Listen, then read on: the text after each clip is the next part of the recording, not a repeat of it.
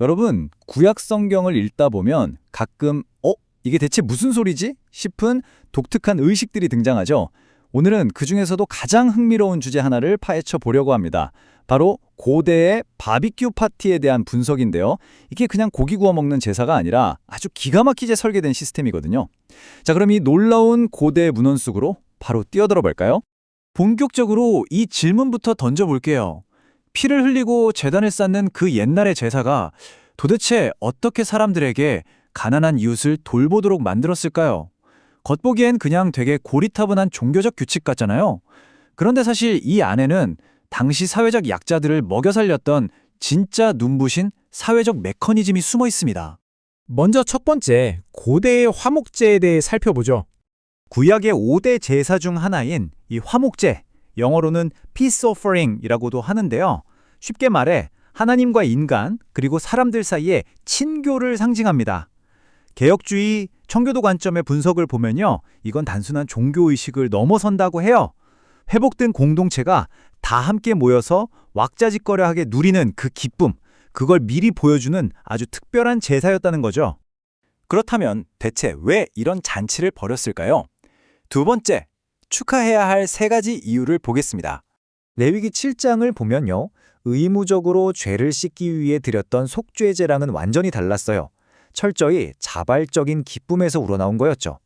크게 세 가지 상황인데 첫째는 구원이나 예상치 못한 은혜를 받았을 때 드리는 감사제, 둘째는 간절히 기도했던 게 응답되었을 때 드리는 서원제, 그리고 셋째는 특별한 일은 없어도 그냥 평소에 은혜가 너무 감사해서 드리는 자원제, 즉 낙헌제였습니다.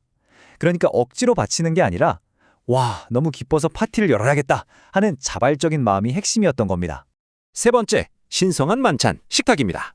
여기서 진짜 재밌는 게 뭔지 아세요? 바로 고기를 나누는 방식입니다.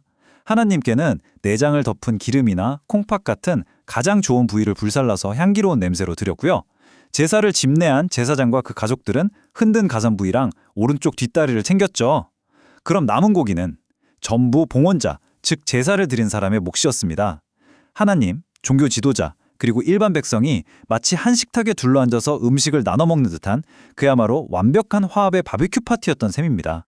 자, 이제 네 번째, 째깍거리는 고기 시계로 넘어가 볼까요? 제가 시계라고 했잖아요. 이게 진짜 충격적인데 감사제로 드린 고기는 당일에, 무조건 당일에 다 먹어치워야 했습니다. 서원제나 자원제로 드린 고기라도 얄짤없이 이틀째까지는 뼈도 넘기지 말고 다 먹어야 했고요. 만약 셋째 날까지 고기가 조금이라도 남았다? 그러면 다 불살라야 하는 건 물론이고 그 제사 자체가 무효가 돼버리는 끔찍한 범죄로 취급됐습니다. 상상이 되시나요? 머리 위에서 타이머가 째깍째깍 돌아가는 엄청난 압박감 속에서 고기를 씹어야 했던 거예요. 이게 바로 다섯 번째, 강제된 환대와 평등으로 이어집니다. 여러분, 아주 현실적으로 한번 생각해 보자고요. 제사로 소 한 마리를 통째로 잡았는데 그걸 하루 이틀 만에 우리 가족끼리 다 먹어라? 냉장고도 없던 고대 시대에 이게 말이 되나요? 한 가족이 먹기에는 물리적으로 절대 불가능한 엄청난 양이잖아요. 맞습니다. 다 못 먹어요. 그런데 이 물리적 불가능성 안에 기가 막힌 목적들이 숨어 있습니다. 일단 덥고 건조한 중동 기후에서 고기가 썩는 걸 막아서 성물의 거룩함을 지키려는 실용적인 이유가 있었고요. 또 제단 앞에서는 주인이든 노비든 다 똑같이 둘러앉아 같은 고기를 먹으면서 끈끈한 공동체 의식을 다지게 했죠. 하지만 여기서 제일 가장 중요한 핵심은 바로 이겁니다. 이 파티에서 그 누구도 소외되지 않도록 환대를 법으로 강제해버렸다는 거예요. 이걸 좀 더 파고들어 볼까요? 비싼 돈 주고 소를 잡았는데 다 못 먹어서 제사가 무효가 되고 저주를 받으면 큰일이잖아요? 그러니까 고기를 바친 사람은 발등에 불이 떨어진 겁니다. 야, 동네 사람들 다 불러와! 가족들로는 어림도 없으니까 가난한 이웃들, 돈 없는 레위인들, 심지어 자기 집 노비들까지 싹 다 식탁으로 불러 모을 수밖에 없었던 거죠. 결국 이 화목제법은요, 사회적 약자들이 잔칫날만큼은 배 터지게 고기를 먹을 수 있도록 신성한 법적 장치를 만들어두신 겁니다. 완전 천재적이지 않나요? 마지막 여섯 번째, 궁극적인 화목제입니다. 분석 자료에서 인용하는 로마서 5장 1절을 보면요, 이 고대의 제사가 하나님과 인간 사이에 평화를 가져다 준 것처럼 신학적으로는 예수 그리스도가 바로 그 궁극적인 화목제물이라고 봅니다. 그리스도가 제물이 되심으로써 하나님과의 끊어졌던 평화와 교제가 완벽하게 회복되었다는 거죠. 고대의 화목제가 살짝 엿보여졌던 그 화해의 청사진이 십자가를 통해 100% 완성된 겁니다. 이 자료의 결론부에 등장하는 아주 기가 막힌 표현이 하나 있습니다.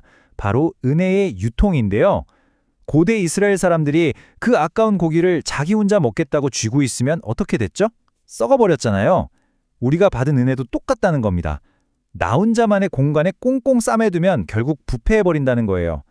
은혜는 마치 그 당일날 다 먹어야 했던 화목제 고기처럼 세상과 이웃에게 즉시 흘려보내야만 진짜 가치가 있다는 거죠.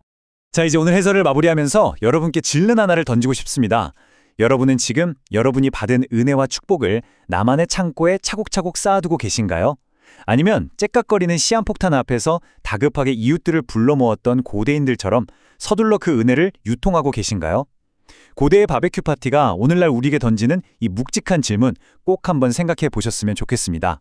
다음에 또 좋은 일이 생기면 여러분의 식탁에 누구를 초대할지 벌써부터 기대가 되네요.